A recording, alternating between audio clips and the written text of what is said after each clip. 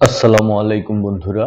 আজ আমি আপনাদের নিয়ে এসেছি ঢাকার বুকে পাইকারি কেনাকাটার সবচেয়ে বড় এবং ঐতিহ্যবাহী বাজার চকবাজারে। এখানে পাওয়া যায় না এমন কোনো জিনিস বোধহয় খুঁজে পাওয়া যাবে না। আজকের ভিডিওতে আমরা ঘুরে দেখব চকবাজারের বিখ্যাত সব খেলনার দোকান, কসমেটিক্সের দোকান, বিভিন্ন মশলার দোকান এবং বিভিন্ন ব্র্যান্ডের কসমেটিক্স প্রোডাক্টের দোকানগুলো।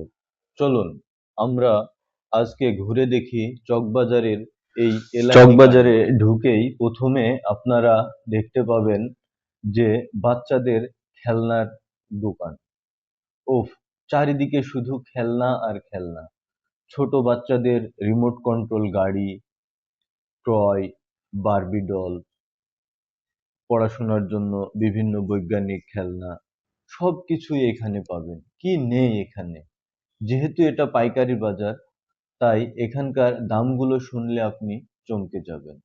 খুচরা বাজারের চেয়ে প্রায় অর্ধেক দামে এখানে লটে খেলনা বিক্রি হচ্ছে।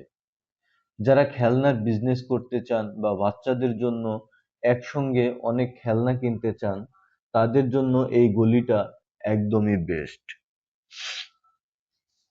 তো তারপরেও খেলনা কেনার ক্ষেত্রে আপনারা সতর্ক থাকবেন এবং দাম যাচাই করবেন। এটা পাইকারি বাজার, সেহেতু এখানে বিভিন্ন দাম যাচাই করে আপনি আপনার কাঙ্ক্ষিত পণ্যটি কিনতে পারবেন। খেলনার জগৎ পার হয়েই আপনি চলে যেতে পারেন কসমেটিক্সের বিশাল মার্কেটে। চারিদিকে শুধু সাজগোজের প্রসাধনী, দেশি বিদেশি সব নামি দামি ব্র্যান্ডের কসমেটিক্স, পারফিউম, হেয়ার কেয়ার প্রোডাক্টের পাইকারি দোকান এগুলো।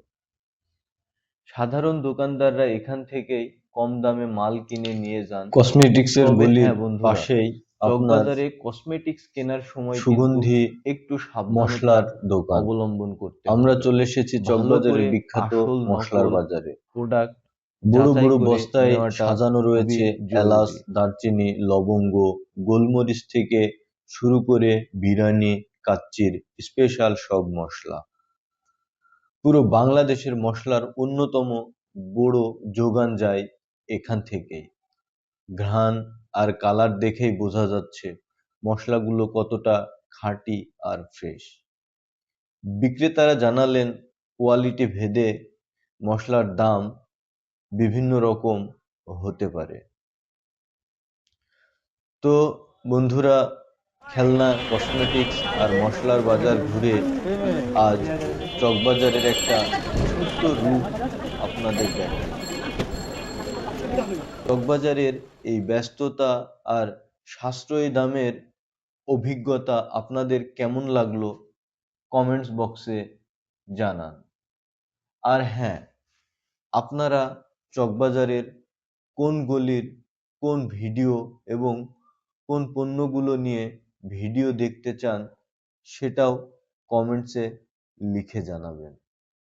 ভিডিওটি কেমন লাগলো এবং লাইক ও শেয়ার করতে ভুলবেন না।